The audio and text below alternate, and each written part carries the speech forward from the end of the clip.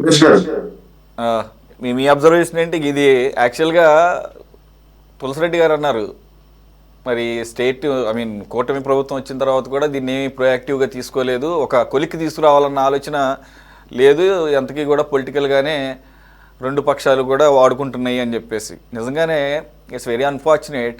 7 years now ఆయన ఒక high profile political leader, strong leader, తన సొంత ఊరిలో సొంత ఇంటిలో అంత దారుణంగా ఏదో కక్షగట్టినట్టు అతి దారుణంగా నరికేస్తే రైట్ ఇప్పుడు వాళ్ళు చేసిన వాళ్ళు దొరికారంత. కానీ ఎంత high profile murder, political murder ఒక ఒక కుట్ర కోణం లేకుండా జరగదు కదా అన్నప్పుడు మరి నిగ్గు తేల్చాల్సింది ఐ మీన్ స్వయాన కొడుకు వరుస అయ్యేటటువంటి మరి జగన్మోహన్ రెడ్డి గారు. ఆయన కూడా సిబిఐ వదిలేసాం కాబట్టి ఆయన పెద్దగా సీరియస్గా తీసుకోవాలి. రెండు ఏమి జరిగినాయి అన్నీ చూసాం మనం. సిబిఐ చేసిన విన్యాసాలు చూసాం, సిబిఐ అరెస్టులు చేస్తుంటే అడ్డుకున్నటువంటి పోలీస్ యంత్రాంగం విన్యాసాలు చూసాము. సో దీంట్లో అన్ని రకాల యాంగిల్స్ చూసాం. అవి ఎంతకన్నా దీనేమంటారు, క్లైమాక్స్లు లేదంటే కనుక సస్పెన్స్ థ్రిల్లర్లు సినిమాల్లో కూడా ఉండవేమో. So real life. సో అంత పొలిటికల్ లీడర్ చనిపోయినప్పుడు ఇప్పటి వరకు కూడా ఎవరు సీరియస్గా తీసుకొని దీన్ని సరిగ్గా నిగ్గుదాల్చలేదు అనే దానికి మీరేమంటారు?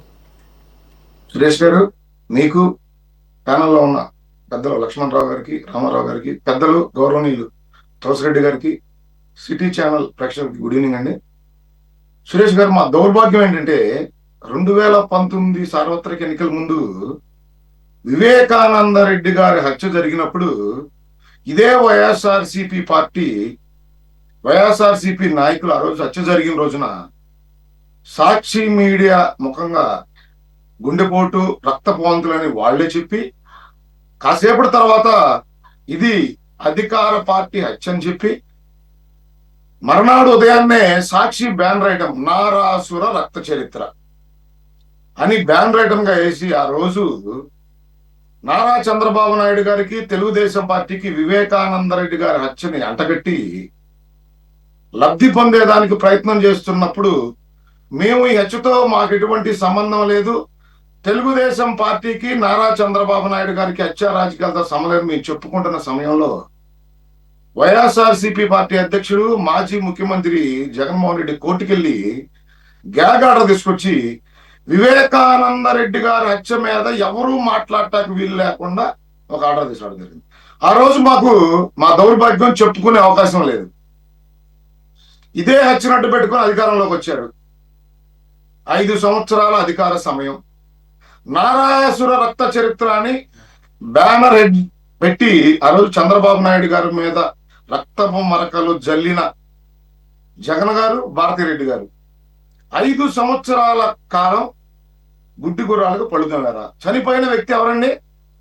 స్వయాన రాష్ట్ర ముఖ్యమంత్రిగా పనిచేస్తున్న జగన్మోహన్ రెడ్డి గారికి చిన్నాన్న. అట్లాంటి వ్యక్తి ఇంట్లో చనిపోతే నిజంగా అది నారాసుర రక్త చరిత్ర అయితే ఎందుకు ఆ రోజు చంద్రబాబు నాయుడు గారు లేదా వీళ్ళు ఆ హత్యకి కారణం అని చెప్పి ఆదినారాయణ రెడ్డి గారు, మా బీటెక్ రవి గారి మీద ఆ రోజు నిందలు మోపిన వ్యక్తులు వీళ్ళు నిజంగా హత్యలో పాలన సాక్ష్యాలు నిరూపించలేకపోయారు? ఆ రోజు మేము సిబిఐ దర్యాప్తు కోరితే జగన్మోహన్ రెడ్డి గారు సిబిఐ దర్యాప్తు వద్దని చెప్పిన మాట నిజమా కాదా? ఇది రాష్ట్ర ప్రజలకు తెలియాలి. సురేష్ గారు, మీరు అనుకోవచ్చు పదే పదే ఈ విషయాలన్నీ మీరు చెబుతా ఉన్నారు, ఇప్పుడు కూడా నిగ్గు తేల్చలేదు కదా అని. సురేష్ గారు, ఆ రోజు మేము చెప్పాము ఈ హత్యతో మాకు సంబంధం లేదని. అధికారంలోకి వచ్చింది జగన్మోహన్ రెడ్డి గారు.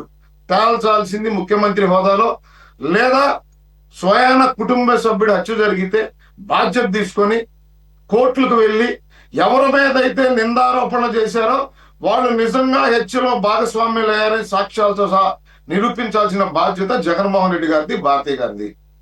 ఆ 5 సంవత్సరాలు వదిలేశారు. ఇప్పుడు మళ్ళీ ఈరోజు కూటమి ప్రభుత్వం ఆ హత్య కేసు మీద ఎందుకు నిగ్గు తేల్చడం లేదు? సురేష్ గారు, నేను పదే పదే ప్రతి అంశంలో ఇదే చెప్తా ఉన్నాను. న్యాయస్థానాల సమక్షంలోకి వెళ్ళిపోయిన తర్వాత ఏ కేసు అయినా అక్కడ ప్రభుత్వాల పరిధి చాలా తక్కువ ఉంటుంది. రెండో అంశం, ఈ రోజు ఎవరైతే మాట్లాడుతూ ఉన్నారో అవినాష్ రెడ్డి కానీ ఇంకెవరైనా కానీ దీంట్లో డబ్బులకు సంబంధించింది ఉంది, ఇంకోటి ఉంది, ఇంకోటి ఉంది, ఇంకోటి ఉంది. ఆ హత్యకు ఏ కారణమైనా అయి ఉండొచ్చు, కానీ 5 సంవత్సరాలు ఈ రాష్ట్రానికి ముఖ్యమంత్రిగా పనిచేసిన వ్యక్తి, ఆ కుటుంబ సభ్యుడు ఎందుకు ఈ హత్యని నిగ్గుదేల్చలేకపోయాడు? ఈరోజు సునీతారెడ్డి గారు అభియోగం చేసింది ఒక మాజీ ముఖ్యమంత్రి భార్య మీద. ఒక 12 గంటల కాల్ డేటా బయటకు తీయాలి, సిబిఐ దర్యాప్తు సరిగ్గా జరగట్లేదు అని సునీతారెడ్డి గారు మాట్లాడితే ఈరోజు అందరూ మాట్లాడుతూ ఉన్నారు, ఇంకా దర్యాప్తు ఏముంది, ఇంతకన్నా ఏం జరుగుతుంది అంటే చనిపోయింది ఆమె తండ్రి కాబట్టి, ఈ రోజుకి ఆ హత్యకు కారణమైన వాళ్ళు శిక్ష పడలేదు కాబట్టి, ఆ కుటుంబ సభ్యులకు బాధ ఉంటుంది కాబట్టి ఖచ్చితంగా వాళ్ళు న్యాయం కోరతారు. సురేష్ గారు వాళ్ళు ఫైట్ చేస్తారు. చనిపోయింది వాళ్ళ కుటుంబ సభ్యుడు. ఈరోజు మనం ఎన్ని మాటలైనా మాట్లాడొచ్చు, కూటమి అయినా అనలిస్టులైనా ఇంకో పార్టీ ఎవరైనా ఎన్ని మాటలైనా మాట్లాడొచ్చు, కానీ చనిపోయింది వాళ్ళ కుటుంబ సభ్యుడు కాబట్టి ఇప్పటికీ న్యాయం జరగలేదు కాబట్టి ఆమె న్యాయస్థానాల్లో ఫైట్ చేస్తూనే ఉంది. అధికారం వచ్చింది కదా, 20 నెలలైంది కదా, మీరెందుకు ఏం చేస్తా ఉన్నారంటే న్యాయస్థానాల్లోనూ సిబిఐ దర్యాప్తు చేస్తున్న అంశాలను ఒక ప్రభుత్వం ఏ రకంగా ఇంటర్ఫీర్ అవుతుంది?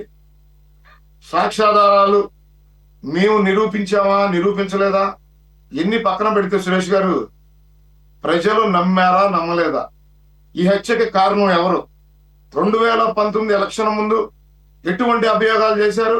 నారా చంద్రబాబు నాయుడు గారి మీద, తెలుగుదేశం పార్టీ మీద. అధికారంలోకి వచ్చిన తర్వాత 5 సంవత్సరాలు ఏం చేశారు?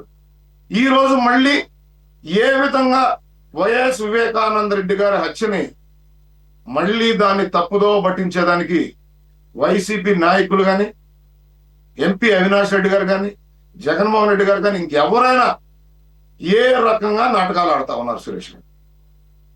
ఈరోజు సురేష్ గారు ఆ రోజు నష్టపోయింది రాష్ట్రం.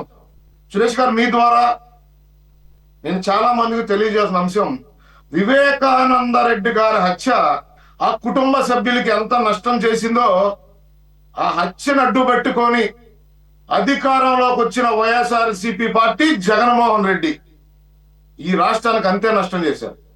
అంటే ఆ రోజు వైఎస్ఆర్సీపీ పార్టీ జగన్మోహన్ రెడ్డి ముఖ్యమంత్రి కాటాకి వైఎస్ వివేకానంద రెడ్డి గారి హత్య ఏ విధంగా ఉపయోగపడింది, ఆయన హత్యను అడ్డు పెట్టుకొని ఏ విధంగా అధికారంలోకి వచ్చారు, అధికారంలోకి వచ్చిన తర్వాత ఎవరి మీద అయితే నిందలు వేశారో ఎందుకు నిరూపించలేకపోయారు 5 సంవత్సరాల పాటు? మళ్ళీ అదే నాటకం. 5 సంవత్సరాల క్రితం ఏ నాటకం ఆడారు ఈ రోజు మళ్ళీ అవినాష్ రెడ్డి గారు అదే నాటకాన్ని ఢిల్లీ నుంచి పాయింట్ టేకెన్. ఎస్, మీరు అన్నట్టు ఐ మీన్ అదొకటే కారణం అవుతుంది. అదొక్క కారణం మీదే అడ్డం పెట్టుకుని అధికారంలోకి వచ్చేయడానికి ప్రజలు పిచ్చోళ్ళు కాదు, ఒక అంశాన్ని చూసేసి ఓట్లు వేసేయడానికి. ఒక కారణం. ఓకే ఓకే రైట్, అంతవరకు ఓకే, రైట్ రైట్ రైట్, అంతవరకు ఓకే, వచ్చారని చెప్పి నేను క్లెయిమ్ చేయటం లేదు. రైట్ రైట్ ఓకే, చేసిన విధ్వంసం ఓకే రైట్. ఎనీవే మీరు చెప్పింది సమంజసం. ఇప్పుడు మీ మీద ఆల్రెడీ మరకేసిన తర్వాత మళ్ళీ ఇప్పుడు మీరు అధికారంలోకి వచ్చాక ఆల్రెడీ వెళ్ళిపోయింది, నిజంగానే దర్యాప్తు సంస్థల చేతుల్లోకి వెళ్ళిపోయినాయి. కాబట్టి కూటమిలో ఉన్నారు కదా, మరి ఆ కూటమికి సంబంధించినటువంటి బీజేపీ లెడ్ ఎన్డీఏ గవర్నమెంట్ అండర్లో పనిచేసే సిబిఐలోనే చేతిలోనే ఉంది కదా కేసు. ఒక లాజికల్ కంక్లూజన్కి తీసుకురావడంలో మీరేం చొరవ చూపలేదా అంటే, మీరు చొరవ చూపితే ఏంటానికి ఆయన ఎవరు అక్కడ మోదీ కాబట్టి మోదీ షాలు ఇప్పటికీ కూడా చంద్రబాబు నాయుడు చెప్తే వింటారని చెప్పేసి అయితే ఎవరు అనుకోవడం లేదు. మరి ఆయన ఇప్పటికీ కూడా ఇంకా వేరే వాళ్ళు మాట్లాడుతున్నాడేమో తెలియదు. ఏ దర్యాప్తు సంస్థని నారా చంద్రబాబు నాయుడు గారు కూటమి ప్రభుత్వం ప్రభావితం చేయదు. నేను ప్రభావితం చేయమంటలా, నేనేమంటున్నా అంటే, ఏమండి మాకు ఇక్కడ ఒక హై ప్రొఫైల్ పొలిటికల్ మర్డర్ జరిగింది, ఆయన పార్టీలకు అతీతంగా అందరికీ ఒక్క నిమిషం ఈ డిబేట్ వేదికగానే కమ్యూనిస్టులు కానీ, కాంగ్రెస్ వాళ్ళు కానీ, వైసీపీ వాళ్ళు కానీ, టీడీపీ వాళ్ళు కానీ అందరూ కూడా వివేకానంద రెడ్డి గారిని ఒక ఆత్మీయ వ్యక్తిగానే పరిగణించారు. అంటే ఒక మంచి మనిషి, ప్రజలకు అందుబాటులో ఉన్నటువంటి వ్యక్తి, రాజకీయాలకు అతీతంగా ప్రజలకి సేవ చేసేటటువంటి వ్యక్తిగా పరిగణించినటువంటి వ్యక్తి అంత దారుణంగా ఆ వయసులో హత్య గావించబడినప్పుడు బాధ్యత మీరే ప్రభావితం చేయటం కాదు, దాన్ని ఒక లాజికల్ కంక్లూజన్ కి తీసుకురండి. అది ఆస్తి తగాదాలు ఏంటని చెప్పేసి అదే అది మీ ఇష్టం, అది మీ ఇష్టం, అది మీ బాధ్యత అని కూడా అనడానికి లేదు. ఎందుకంటే ఆల్రెడీ మీరు మరకేయించుకున్న తర్వాత మీకేం అవసరం అని కూడా అనుకోవచ్చు, తప్పే లేదు. రైట్, ఎక్కువ టైం లేదు సార్, ఒక్క నిమిషం. మీ పాయింట్ మీరు నిమిత్త మాత్రలు సార్, నాకు అర్థమైంది. మీరు నిమిత్త మాత్రలు, మీకు సంబంధం లేనట్టు మాట్లాడేది వదిలేసేయండి. సీనియర్ జర్నలిస్టులు కూడా హై ప్రొఫైల్ మాట ఎప్పుడు జరిగింది? 2019 సార్వత్రిక ఎన్నికల ముందు జరిగింది. అదే కాదండి, ఎవరు వచ్చారు? నేను కాదంటలేదు సార్, మీ ఆర్గ్యుమెంట్ తో నేను అగ్రీ, మీ ఆర్గ్యుమెంట్ తో నేను అగ్రీ అవుతున్నాను. ఎందుకు బయటకు తీయలేకపోయాడు? రైట్, అది లాజికల్ పాయింట్, అది లాజికల్ పాయింట్. ఆగండి, అది మీరే కాదు, అది మీరే కాదు, తులసిరెడ్డి గారు కూడా చెప్పారు కదా. మీ పాయింట్ అర్థమైంది సార్, మిమ్మల్ని ఏం డినై చేయట్లేదు. మీరు ఆగండి, టైం లేదు. మీ పాయింట్ అర్థమైంది సార్, మిమ్మల్ని ఎవరు డినై చేస్తున్నారు? మిమ్మల్ని ఎవరు డినై చేయట్లేదు. మీరు మీ అభిప్రాయాలనే తులసిరెడ్డి గారు కూడా ముందే అడ్మిట్ చెప్పేశారు ఆ పాయింట్. Right, anyway